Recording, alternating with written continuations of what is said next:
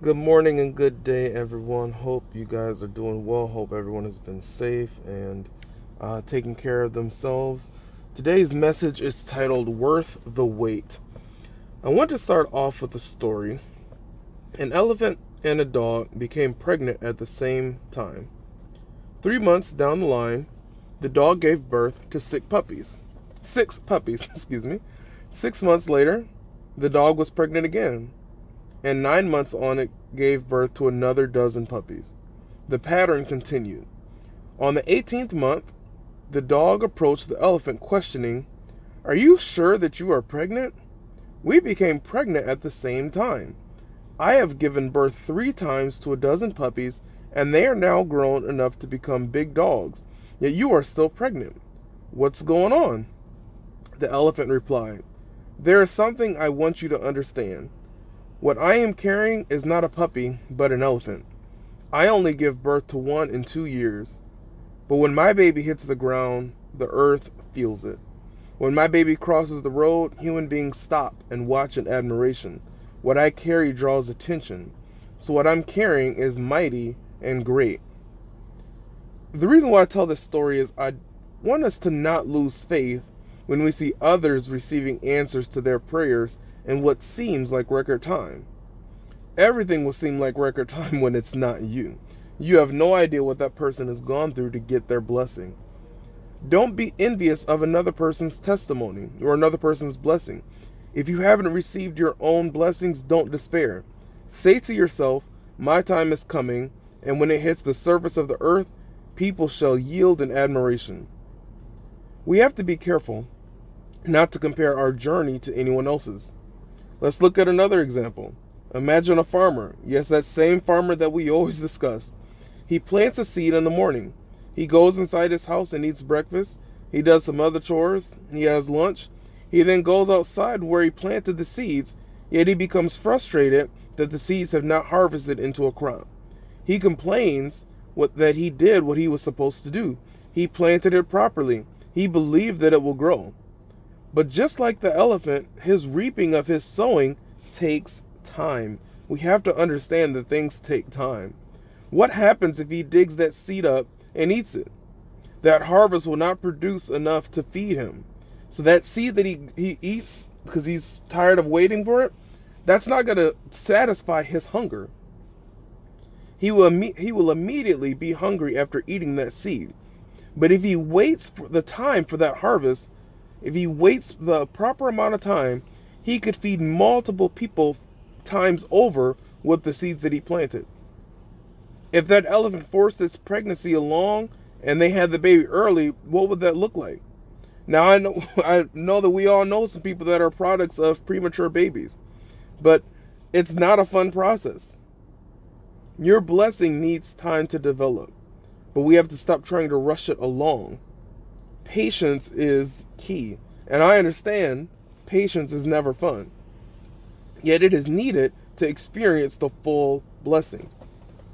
Genesis chapter 7, verse 11 through 16.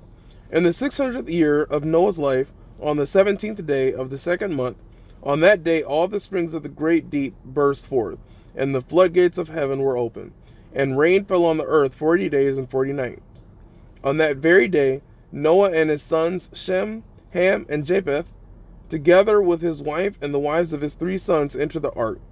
They had with them every wild animal according to its kind, all livestock according to their kinds, every creature that moves along the ground according to its kind, and every bird according to its kind, everything with wings. Pairs of all the creatures that have breath of life in them came to Noah and entered the ark. The animals going in were male and female of every living kind, as God had commanded Noah. Then the Lord shut him in. That's the part that we don't look at, that last sentence. Then the Lord shut him in. God closes the door behind him. It took time to build the ark. And you have to think about Noah building this ark. He has no reference point. No one has ever been sailing before this time. It had never even rained before this time. No reference to buoyancy or wind speeds, none of it. The scripture says that God closes the door behind Noah. Sometimes God has to close the door behind you on your way to your blessing. It may have taken some time, when everything is prepared and you are ready to go where you haven't gone before, where you haven't been before, like Noah, then God will close the door behind you. Noah, when Noah got the instructions to build the ark, he was around 500 years old. When he actually got the blessing that God gave him, he was 600 years old. So he was taking care and doing all these things for 100 years. That's how long it took for that blessing to come forth. It took Noah 100 years to build what God blessed him with. Now I pray that you never have to wait 100 years like Noah had to. The thing about the waiting period is that you have to work. God always designed us to work. Even in the garden, man was supposed to work. Now, people erroneously will say that working was part of the curse that was handed out in the garden. That isn't the case. God commanded them to work well before the fall of man. Noah had to work, and there was time that elapsed that he had to be patient. You know that story of Jacob and him wanting to marry that dude's daughter? And the guy said, well, you have to work for me for 7 years before I give you my daughter. Jacob had to have patience as well as dedication to his work. And we know how that story ended up taking 14 years to get the daughter he actually wanted. Now, I don't know why we expect God to be instant. When your kids ask you for something, do you jump and do it instantly? We have that problem in the American church. We want Thanksgiving spread blessings and microwavable food time. We want a turkey in the time it takes to microwave popcorn. You know what I think of? We have Thanksgiving coming up here. You know what I think of? The first thing I think of Thanksgiving? I think back to when I had to clean up after my mom while she was cooking. That was not fun. But again, the reward from cooking to make it so she had another spot to prepare another dish, the blessing was delicious. I remember working at D&W, and on the day, a couple days before Thanksgiving, I spent my entire shift in the freezer stocking pie filling all day. I remember when I worked at a grocery store on Madison and Holland on Thanksgiving Day, a young brother came in and he bought a turkey, and so after paying for it, he asked us, he said, hey, how do I cook this? We forgot to get a turkey. And mind you, it was about 2 or 3 p.m.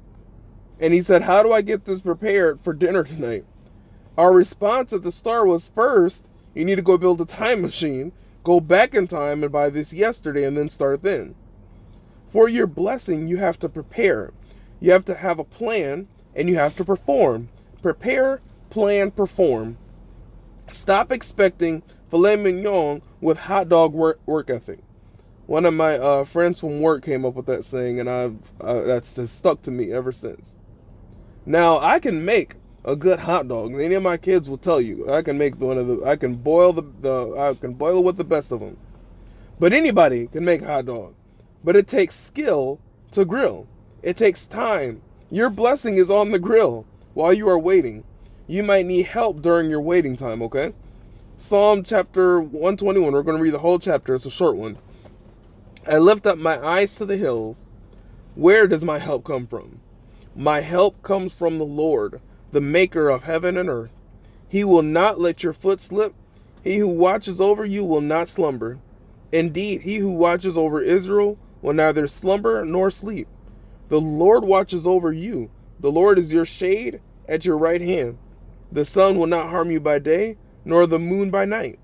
The Lord will keep you from all harm. He will watch over your life. The Lord will watch over your coming and going, both now and forevermore. That's what God says. You have help from the person that created everything. When you need help, you have assistance from the person that created everything that you can see. Your blessing takes time. Your blessing may go through some tough times. You may come under some oppression. Oppression is not a new thing to the people of God. I know that's a big buzzword right now in our political scheme, people talking about oppression a lot. But oppression is not new to the people of God. The majority of the Bible is written by prophets and apostles that were under oppression. We quote Jeremiah where it says that God has plans for us and plans to prosper us. Do you know what Jeremiah's nickname was? His nickname was the weeping prophet. He wrote the book of Lamentations. Lament means to express grief or sorrow. Jeremiah, the book in the Bible, is actually about the fall of the Judean Empire. The Babylonians were about to take over, and it was kingdom after kingdom that would take over and oppress them. But there is a blessing coming through your oppression.